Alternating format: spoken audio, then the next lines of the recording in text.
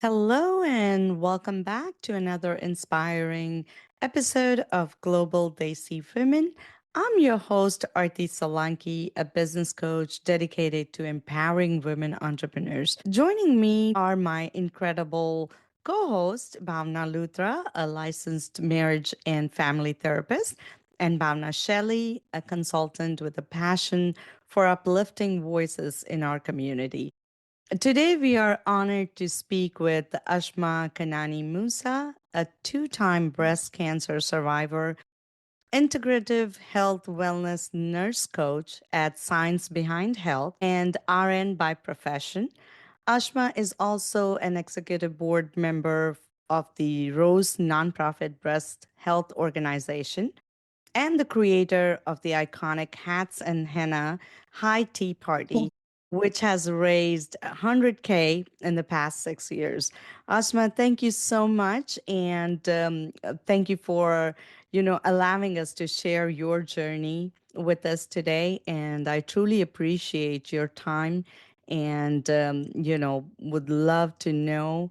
And I'm sure all of our audiences also are wanting to know the story behind your journey and the survivor and the ups and downs of your journey pretty much.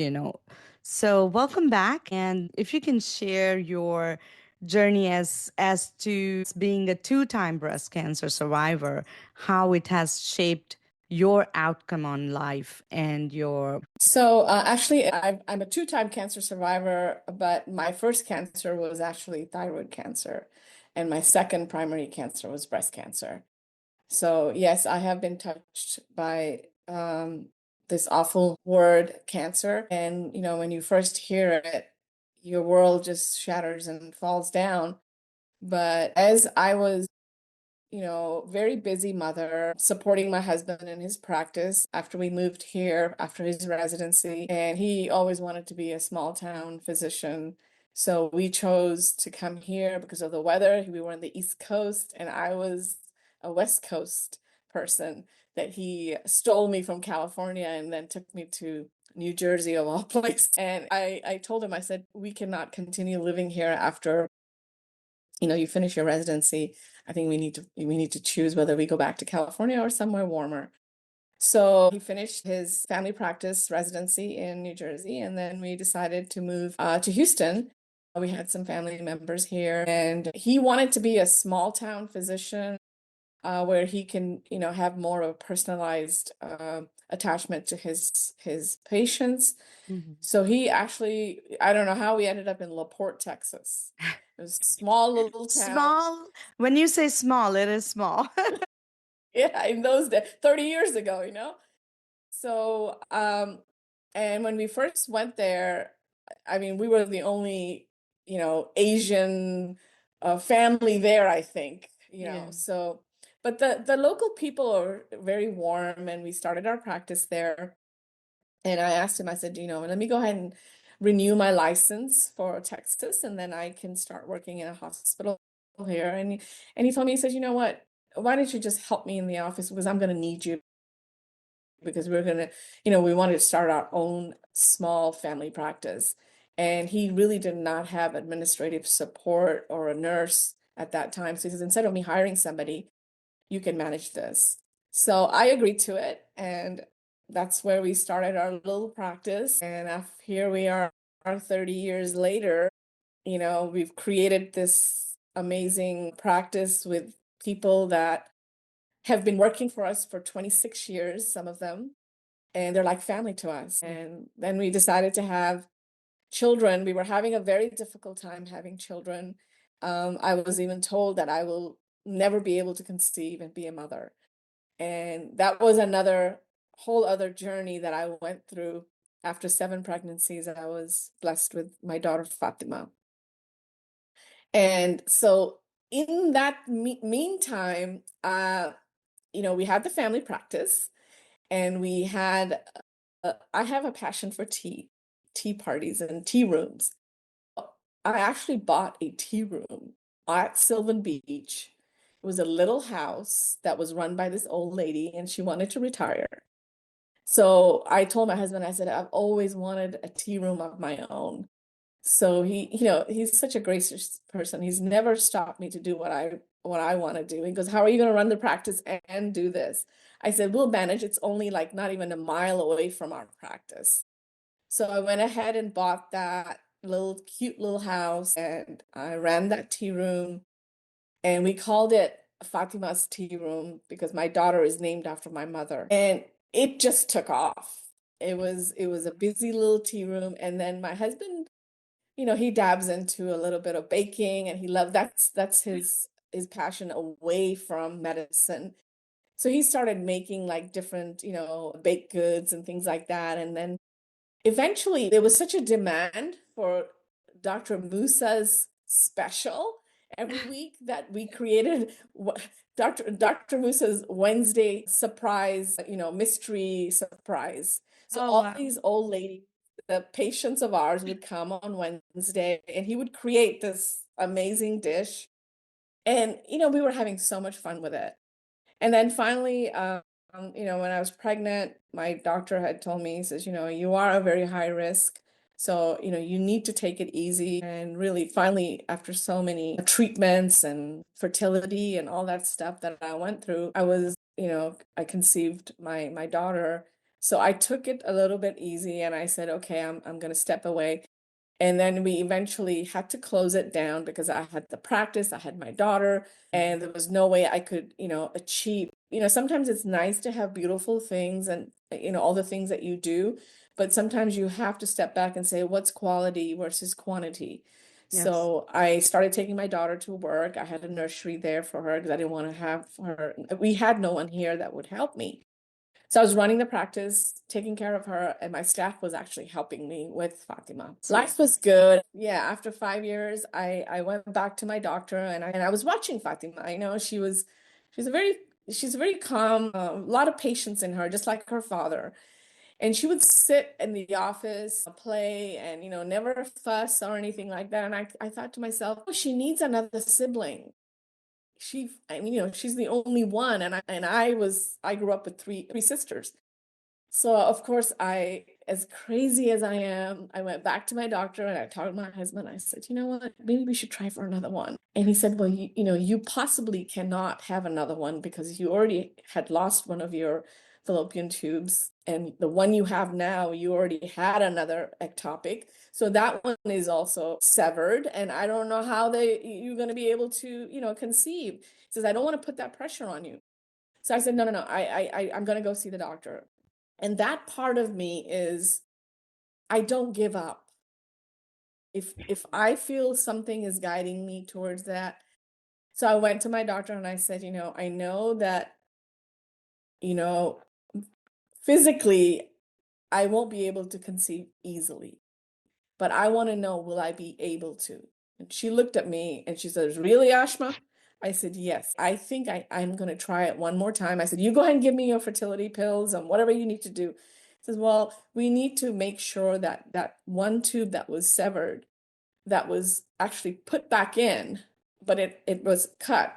There is a very small chance that sometimes it does come back together and you can conceive.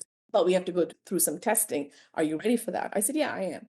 So they do this test where they put the dye through and see if the tube is patent and it's open. So the radiologist did it like 2 times and she looked at me and she says, I'm so sorry, Mrs. Musa. I don't see it. There's a lot of scar tissue there and there's no way that you'll be able to, conceive with a damaged and so much scar tissue there. And I looked at her and I don't know what came over me. I told her, I said, can you give me 1 minute just to relax for a few minutes? And I want you to try it one more time. And deep down inside, I prayed to God. I said, if this is meant to be, and Fatima is supposed to have another sibling, and if we can have another child, I will be the most happiest mother. And sure enough, she went ahead and tried the third time. It was a lot of pressure, the dye going through, and she looked Mm. at me and she said, it went through. Wow. And I said, okay, so now I do have a green light.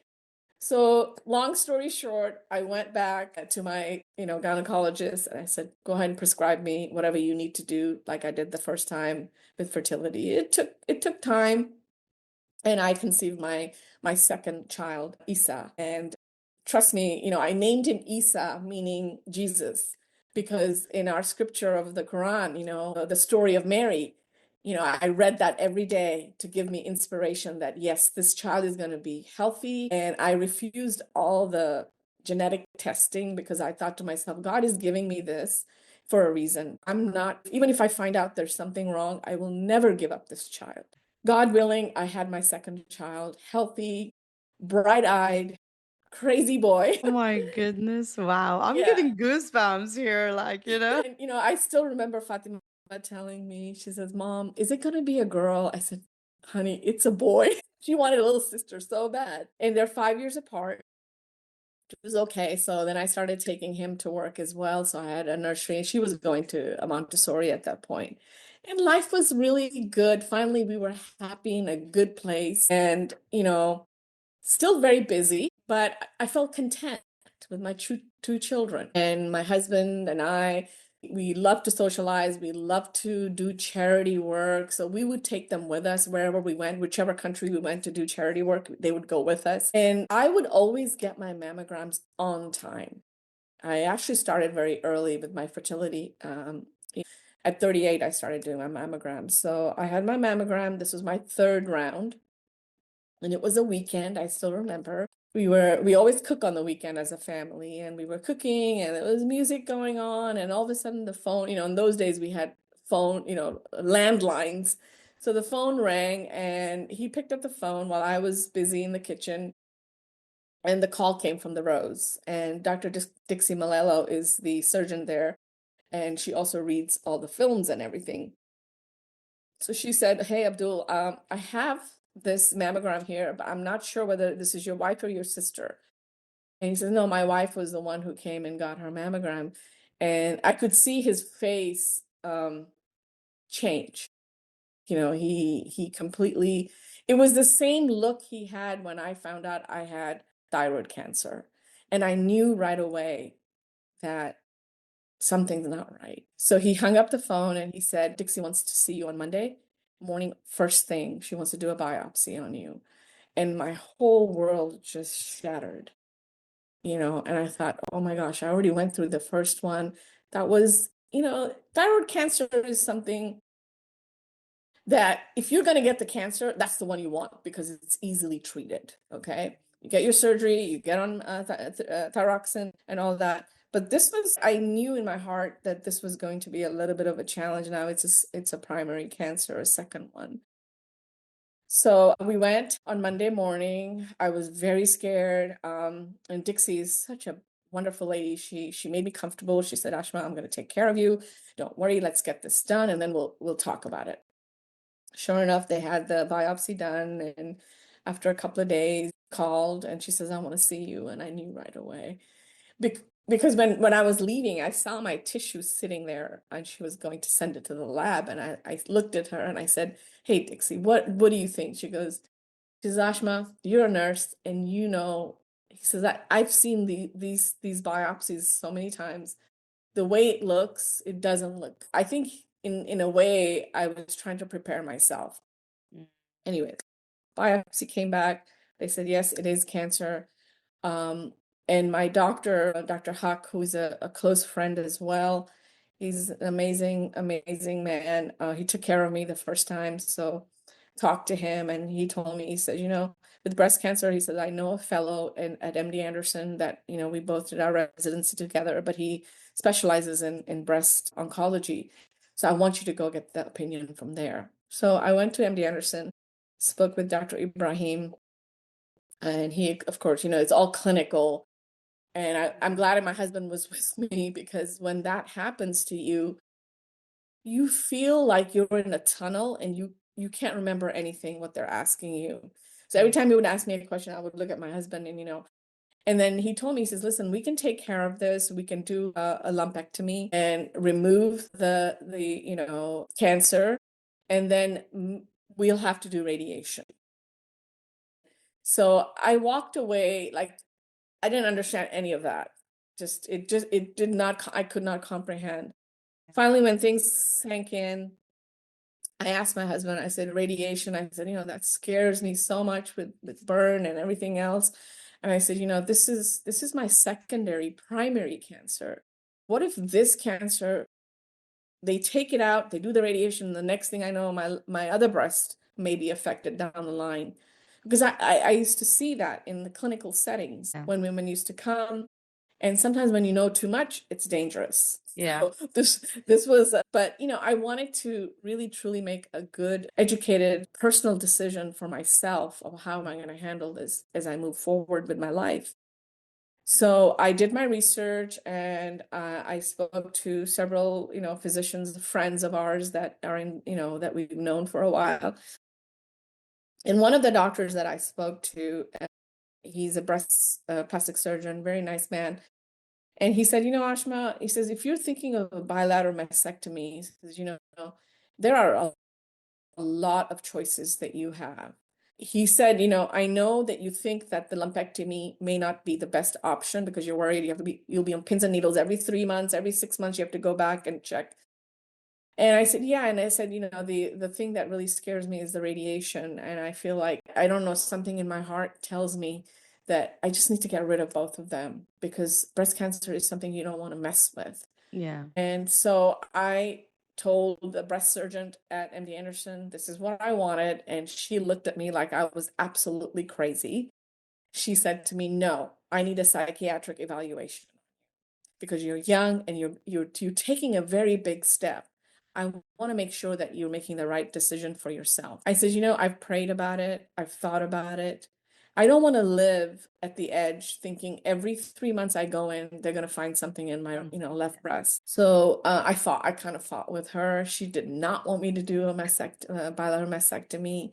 She goes, the outcomes are the same, blah, blah, blah. So I said, whatever. But I don't know. a I lot just of my gut feeling and I, yeah, but a lot of women do get both of them removed. I've heard that when they get yes. and when you bring this up, it reminds me of a few people I know have done the same because they're like, we don't want to take that chance of going over through the same thing again, and they just get it Yes. removed.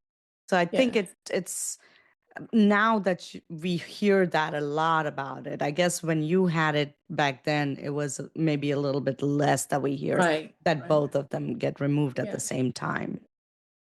And the thing is, medically, I understood that what she's trying to tell me is the outcomes are going to be the same. Why do you want to remove all your tissue and get rid of, it's a body image issue. Are you going to be able to handle this? It's a very large surgery. So I did speak to a very good breast surgeon that specifically does this procedure that I chose to do, which is a transplant. Basically, they use your own tissue to rebuild you at the same time. And it can only be done once. So they remove the surgical oncologist comes in and does their part. They remove all the tissue, all the cancer, test you, all the nodes and everything. And then he comes in and then he does the transplant. So they basically removed some of my skin and things like that from my belly and they rebuilt me. They did tell me there's a lot of risks attached to this, but you're healthy, you're not diabetic, you don't have a hypertension. He says the recovery is going to be promising for you. The only thing is it's going to be about 16 to 18 hours that you will be under. And it's a one-time thing because of a transplant. You can't go back and, go back and then do it. No, it has to be done when everything is fresh there, removal and then rebuilding. So that was a very hard pill to swallow. Yeah, And 18 I thought hours. I about it can't even again. I prayed. imagine. Yeah, but I also did not want any foreign body in my body because I've seen women with all these prostheses and this and that, and later on it goes bad on you and you gotta have surgeries. And I thought, what is the least amount that I'll have to worry about? So that's why I chose this. And initially I asked my husband, I said, you're a big part of me. I'm, being a woman, I love to get dressed. I love to look beautiful for you. What would you say to your patient? And he looked at me and goes, don't ask me that. This is your choice, and whatever you do, I will 100% support you through this. I don't care about your image or how you're going to look, because I'm going to look at you. He says, you do what is healthy and best for you. And I still, you have this whispering going on in the back of your, like, oh my God, I don't know, I don't know. And then finally, in our faith, sometimes there is called what we call istikara, where we pray and we ask, Almighty, is this the right thing I'm doing? And then before you go to sleep, you make that intention, and 9 out of 10, you either get the answer in a dream or some sort of a feeling. So I did dream that night after I made this, conversation with my Lord, and I said, am I doing the right thing? And my dad came in my dream, and he told me, he used to always tell us, to us three girls, that whenever something is a problem and you can't move forward, remove it from your life, because you will be stuck there. And that his words are what I'm hearing in my dream. And the next day I woke up in the morning and I thought, okay, I think this is what I'm going to do, because this is what my father would say. And I went ahead and went under. It was a very traumatic surgery. It was huge. It was overwhelming for my kids to see me in ICU with all these tubes everywhere. But I had to do it in order to bring my odds down so I can raise these two children these are my gifts, I never worried about my husband, because I knew he was going to be taken care of. But I worried about my children, who's going to raise them if something happens to me? And that's the motherhood that comes out in us. Yeah. So after the surgery, I had to take it very easily. I was like a little child. I couldn't move. I couldn't sit. I couldn't sleep. I couldn't bathe. So I wanted to have somebody with me. And it's very hard for me to ask somebody for help. I always have a difficult time I do help other people, but when it comes to me, I thought, who can I call on that's never going to be the person who's going to tell me, I did this for you and I did that for you? Or maybe, that I never wanted them to feel like they had to go out of their way to do something for me. So my aunt, my mom's youngest sister, and I are like sisters. Even though I have two sisters, I know their lives are busy. You know who to call on. Yeah. You feel comfortable. So I called her, and she, without even thinking, she says, I'm going to be there for you. She came and she took care of my children. She took them to school. She took them to the, extra activities. She says, I don't want you to do anything. I don't want you to think. I don't want you to just pretend that you are doing everything yourself, but I'm going to do it for you. And I want you to heal. So she stayed with me for 6 weeks. And finally, I think it was about 3 weeks, I had to go back to see my surgeon for, the stitches and things like that. And she came in and she told me, she said, she says, first of all, the decision you made was actually the best decision, because when we looked at your cancer, when you were under, the cancer had actually spread outside the margins, and we would have actually removed your right breast completely. He says, we wouldn't have done, just one unilateral. So the decision you made, which is good, because you got both done and they're symmetrical. There's a lot of science and physics Yeah. attached to all this stuff, So I said, okay, I feel so much better, because, we took the cancer out, your lymph nodes were clear, so you're good to go, but I still need you to go get a recommendation from MD Anderson, from your doctor, the medical oncologist, regarding the biopsy, because the kind of cancer that you had was a little bit more of an aggressive kind. And since it was outside the margin, it might, the cells can float away and go somewhere else and harbor there for a while. And if it comes back, it could be worse than what you've just gone through. So that's when I kind of was a little bit overwhelmed again, a little bit more overwhelmed than initially. And so I went to see him.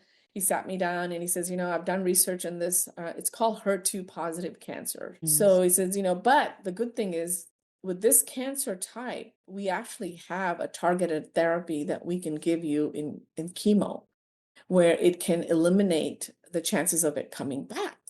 And so this is a good thing. But he says, you will have to go through chemotherapy for 1 year. And I 1 looked year, at it. that's Yes, yes. But I think that's when I completely lost it. I almost fell on off the chair.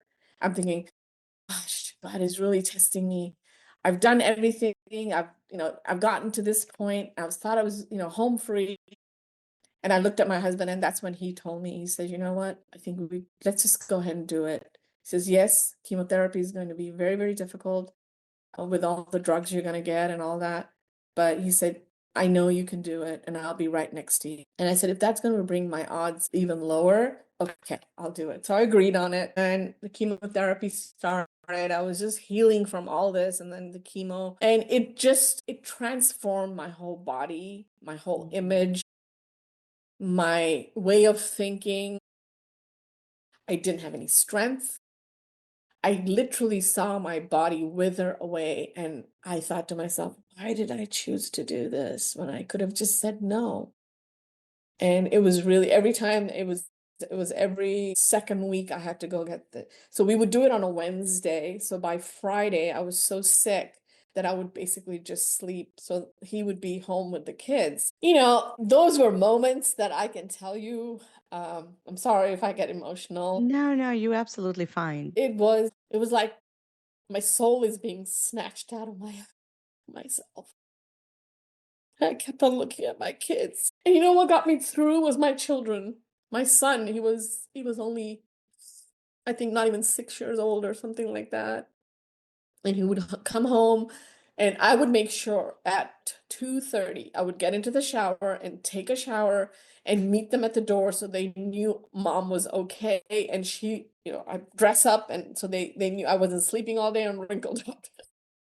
So they would get off the bus, and I would tell them, no, you guys need to go to your activities. You need to go to your piano classes, your prayer classes. I'm not going to let you get away with this. I don't care how sick I am.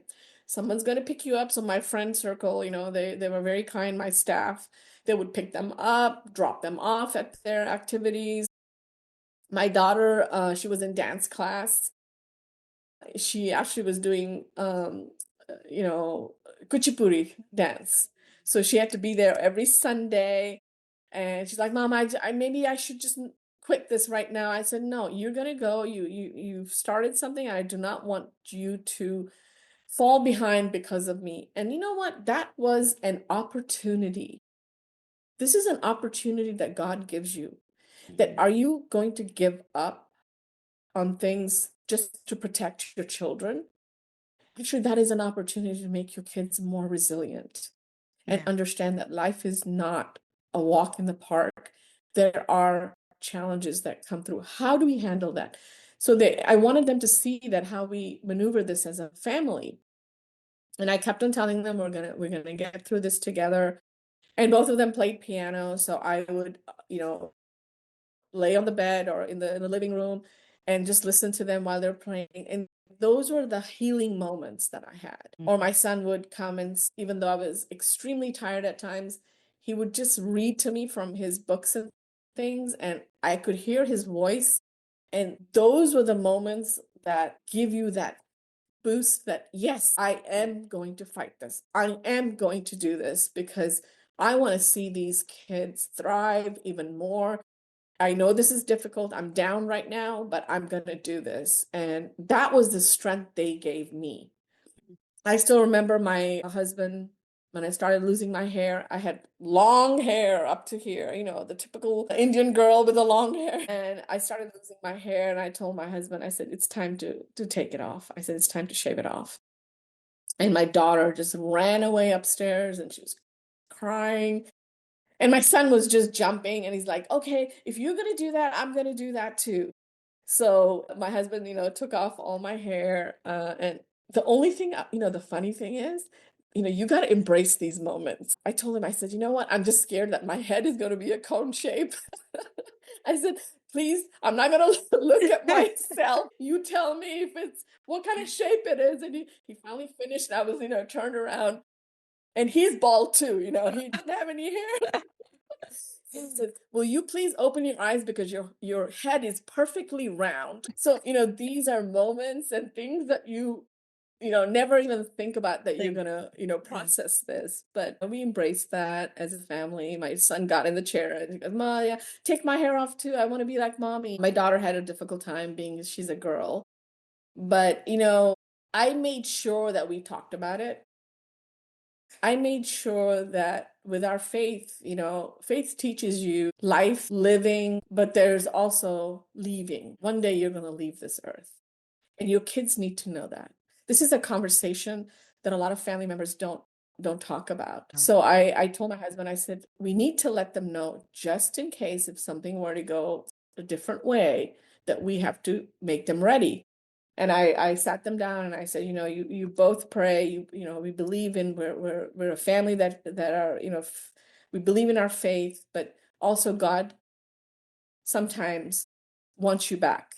And one day I will leave, you will leave. That's like my mother, she died in a car accident. She left. Your grandfather, he passed away. So you need to know about that.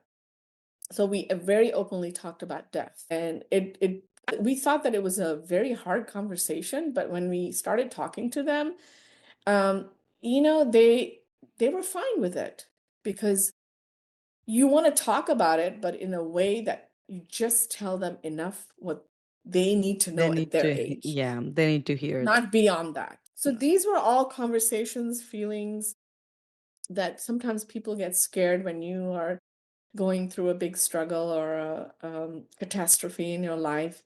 You shelter your children and don't want to tell them anything. I think telling them the truth is very, very important. And that has brought our family so much closer, having an open dialogue. So they have never been afraid to tell me if they failed or did something wrong. They never have, like, I can't tell mom that, or I can't tell dad that. So these were all lessons. There was no book. Yeah. There was no book, but these were all lessons. I think God was guiding us, and my husband is the rock for me. Okay. Yeah. This man he's a walking meditator. Yeah. I Yeah, I mean, was he's just always about in to a say, meditation state. yeah, I was just about to say, just listening to your story, I feel like there's a lot of faith and a lot of strong will to live, to survive for your kids, for your family, and also the support you got from the family and everybody around you Yes, has really helped you to be here today. absolutely. It in that sense too, it's a blessing itself, and Yes. because to get that love and support in your difficult time is so very important, and that makes you stronger than you are in Of when you course. are at the low down. You want that uplifting and you want that support in your life, to have somebody to tell you, yes, you can do it, go, come on, let's do it, we're here for you.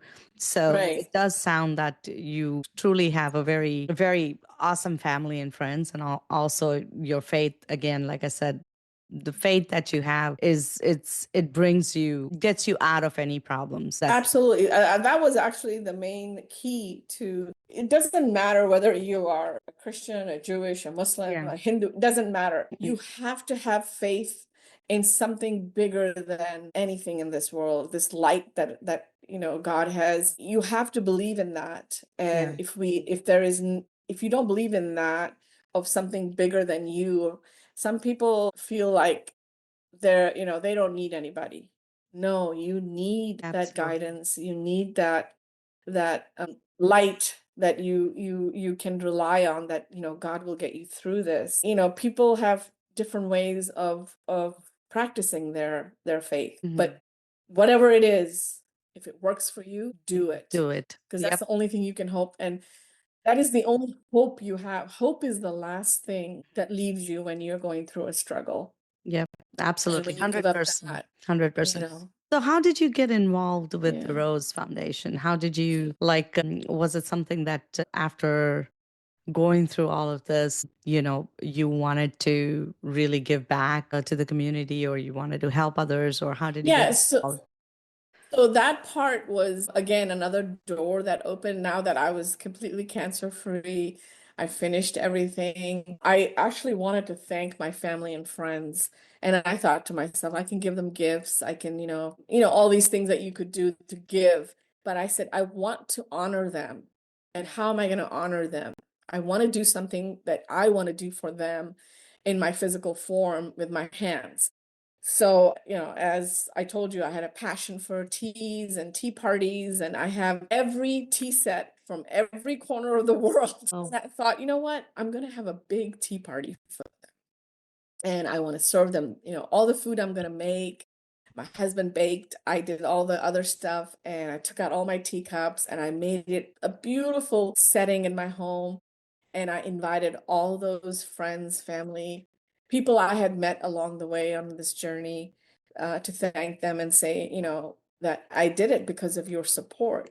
So I did that a couple of years. Every year on my anniversary, I did that. And then I was searching to now, I said, now it's not about me. How can whatever I went through, how can I make it easier for another woman to face this mm, disease? So I thought the first place I thought to myself would be my, place of faith. How many times are women, you talk about breast and they walk away? They don't want to right. talk about all the taboo subject. If you have breast cancer, they think it's like an omen of some sort that they did something wrong in this lifetime that they're getting this. All these things. And I thought about it. How do I bring this to the table at the mosque of all places? So I actually attend Clear Lake Islamic Center, and the imam there, he really respects us a lot, both me and my husband, with all the charity and community service that we do. So he actually had approached me a while back that, I really want you to be on my board. I don't have a woman on the board, and I need, somebody like you because you bring women together. So I told him, I said, his name is Dr. Basuni Sheikh Walid. I said, Sheikh Walid, I don't wear a full-time hijab. And he looked at me and goes, it's not about your hijab. He says, I'm not worried about that. That's between you and God. But what you have within you, I want you to be on my board and bring awareness on different things. So I told him, I said, I really want to bring awareness about breast cancer, and I would really like to have a campaign for a mammogram. And he goes, you do what you need to do. I will approve anything you want to do. So I went ahead and approached the Rose. Now, the Rose had approached me for many years. They wanted me to be on their board as well. Dorothy had known me for many years because we've been using them for several years for our patients as well. What I love about the Rose is every 3 women with insurance pay for one uninsured woman that does not have money to pay for their mammogram. So I love their mission. Being that I was the only, Indian non-white person on the board, and she wanted diversity on that board. Yeah. So they recruited me. I have worked with MD Anderson for many years. I did volunteering there, and I helped them with the conferences that we had, a survivorship conference every year. And one year I had told the volunteer department, I said, I think this year the speaker, I wish we could get Robin Roberts to come speak at our conference. And I requested that. And they said, it'll be really hard, but let's give it a shot. I said, she was such a big inspiration for me when I was going through my chemo, because on the days when I was tired, all I could do is turn on the TV and watch. And she had just finished her journey, and she Mm, had come back to ABC, Good Morning America. right. So I would watch her, and she would share that, she was still, her hair was Hair was growing. still So she was growing. a Yeah. big, yeah. So MD Anderson, actually, the steering committee took my request and asked her that would she come and speak at the conference that I was chairing. And she agreed to it. And she came, and then they asked me, they said, we want you to, introduce her to the conference and, bring her on stage and things like that. So when I met her, we hugged with each other, and she said, "Yeah, we're definitely soul sisters." I said, "Yeah, definitely soul sisters," because actually I was born in Africa. I said we're African. We had a very nice conversation, but it's amazing when you ask God or something that you ask, God does listen. And I Yeah. would always said, I wish I could meet her one day. And that happened. Finally, I'd served MD Anderson for several years, and I told him I can't serve on both boards because it was a lot of work. Then I went to the Rose, and my tea party was coming, and I told Dorothy, I said, my tea party is coming, and I'm on the board, and I would really like to give back by making this event a benefit. And she said, yeah, sure. My team can help you, whatever you need. And I said, I don't want to make it too big. I will just do it in a small tea room. I won't do it at my house because it would be too much. But this time I'm going to ask my friends to pay. And so she's like, oh, so do you think that you will have a hard time? I said, yeah, I will have a hard time asking for money. But for the Rose, I'll do it. So we had it at Four Friends Tea Room in Friendswood. And we only had 50 seats in this little tea room. And so I put the word out, and sure enough, my girlfriends all bought a ticket, and they came, and there was more people that were calling me because it was sold out, that we want to come to this tea party. So the purpose of this tea party was, yes, it's a tea party, but it's also a conversation on bringing awareness about talking about this subject in a more relaxed fashion over tea. And the tea party had, I'm very, very particular. Every teacup has to be different. Every thing on the table has to be foo-foo. Everything has to be just precise. And it's amazing that when women come and see that delicacy, and then when you talk about such a heavy subject, it puts the whole environment at a calm. Yeah. So the first year I spoke about my journey, and then my daughter spoke also about how it was for a 14-year-old girl, young daughter, to go through seeing her mom like that. And it really resonated. This tea party was talked about, and I raised a little bit over $5,000. So I paid for the tea service, and then the rest, $5,000, I gave it to the Rose. I said, this is for the for the benefit that I'm giving from my heart.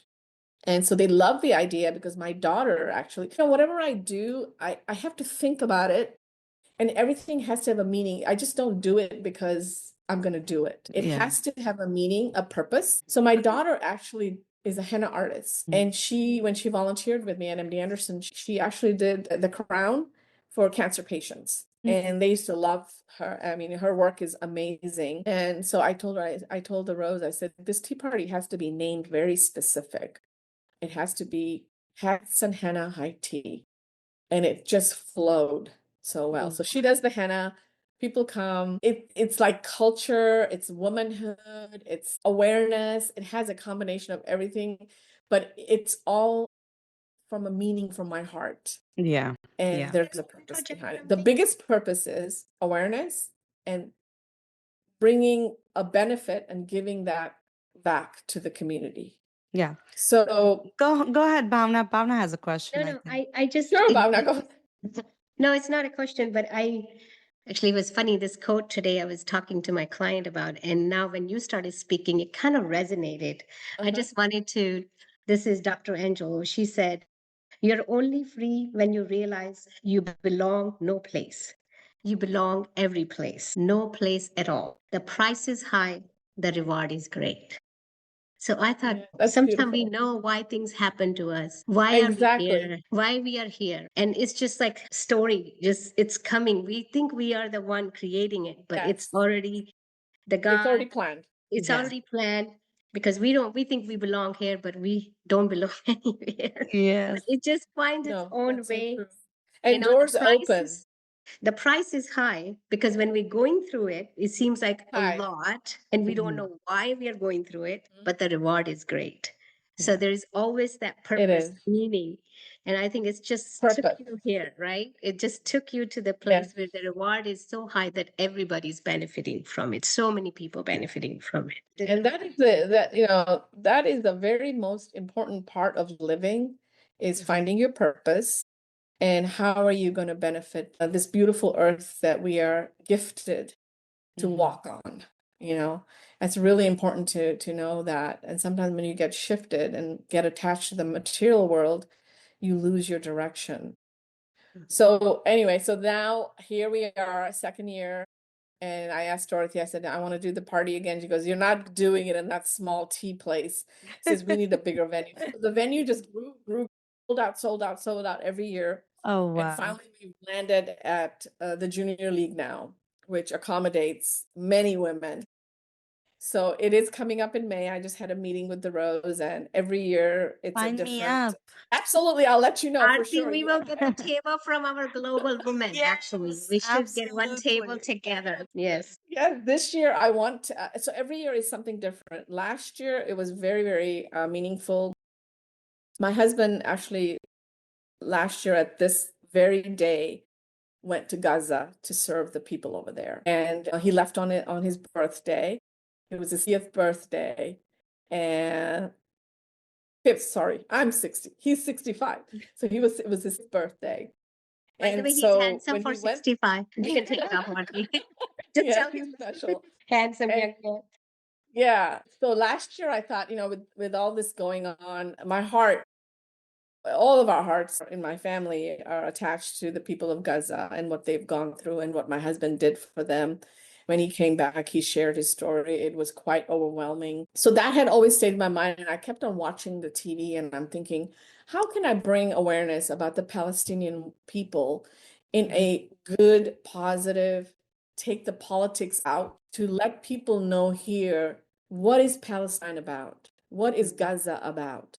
And so I incorporated that in my tea party. And initially, when I presented this to the board, there was a silence, complete silence, because they did not expect this. One thing that I have learned that I never thought I would be in this position is I don't hold back if I'm doing something right, if it's going to benefit somebody, speak up. Yeah. You're not lying, you're telling the truth. So I presented to them and I could see the board just kind of cringing, like, how are you going to pull this off in a tea party, bringing this subject? So later on, I told Dorothy, I said, Dorothy, what do you think? She goes, Ashma, I trust you. She says, I know whatever you're going to do it in good taste. He said, aren't those women as well that you're going to bring awareness about? Those are women there too. So I themed it hope and healing. And I actually approached a local designer. She sells Palestinian outfits from her house. She's a woman that works in the daytime, but she does this on the side. She's a single mom. So I always like to give an opportunity to women like that to, bring their products in the tea party so they can sell or whatever. And I said, can I use your gowns for my models so they can model these beautiful handmade Palestinian gowns? And we will curate it where, like the kafia, the thing, there's a lot of meaning behind that. It's not just the design. There's a lot of meaning, they're fishermen. So the netting that's what it represents. So I had a beautiful fashion show with all these beautiful Palestinian gowns. And she sold a bunch of gowns and then she gave back to the Rose whatever she sold. And then we spoke about Palestine and the women over there. And actually, I had also done a little research on the statistics of breast cancer in Palestine and what they're going through right now. That is not being addressed at all because they don't even have medicine for regular things. So basically, if you have breast cancer, if you're going through cancer, there is nothing they can do. So I approached a lady. I don't know how I found her, but that's another part of me that I always ask and see if I can get through. If I don't, fine. So I approached this lady that works in Gaza with UNRWA that is stationed there, and I sent her an email. I thought maybe she'll answer, maybe she does, but she worked with Palestinian women with breast cancer there. So guess what? She sent me a message back, and she said, "I'm so honored that you wrote to me. And how did you find out about me?" I said, "I just Googled to see who, which company or which organization works in Gaza with breast cancer, and your name came up." And she said, I'll tell you, I'm also a breast cancer survivor. I'm in Gaza right now. He says, the things are so bad. I said, would you be willing to speak at my event and we can get you aired in or whatever, however, social media way, if you can be part of my event and bring awareness about the Gaza women and how they foresee the breast cancer subject. So she sent me a video. This was the middle of the war. She put this video together. I hadn't heard from her in several weeks, and I thought, I don't know if I'm going to get this video or not. Sure enough, the day before we were going to do this party, her video came in, and she spoke about the people and the women of Gaza and how breast cancer is here and how things, what work she's done. So we had that presentation, the whole entire presentation. I kept the politics out of it and just focused on women and the women's care. So this year, I have a surprise. This year, I wanted to highlight more of the Bollywood. Wow. So Asian women, women of color. Nice. Yeah, so I'm still working on the details. These things I dream at night. So the girls are really excited. I just Well, told them keep us keep us updated on to do it. this year. Yeah, keep us updated on it. Definitely, like Bhavna said, count Absolutely, us in. We will be there to support and definitely want to join in for your hats and henna tea party. We definitely wanted to be there. Yes. I think your Absolutely. story and your journey and everything you do, there's so much compassion to it. The commitment that you have for all of this is making a difference in the community. And I think thank you for sharing this story is just such a small word for me to tell you this, because I am really hoping that listening to this, your story is not only just inspiring, but also women take a step to understand and talk more openly about breast cancer awareness. They get their regular mammograms done and understand that you don't want to go through all of this. Get your checkup regularly done.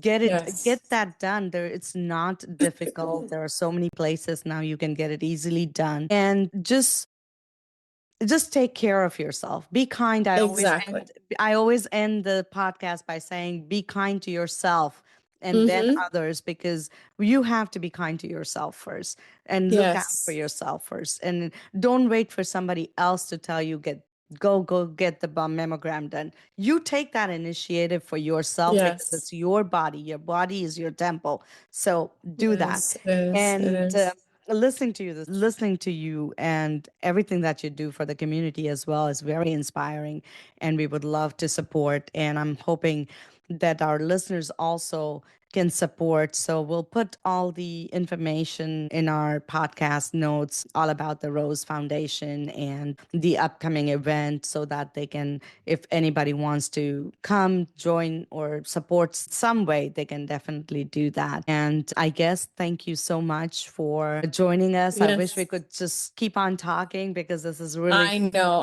you I will just wanted definitely to have to also come back and after the event, so you can share us more about all about the event and the fascinating things that you're doing for the community. Is really that's hats off to you, really hats off, because I feel like that's fantastic. Giving back is one of the things I truly believe in, that you should always give back to the community. And I, again, thank you so much for joining us. And I truly appreciate it.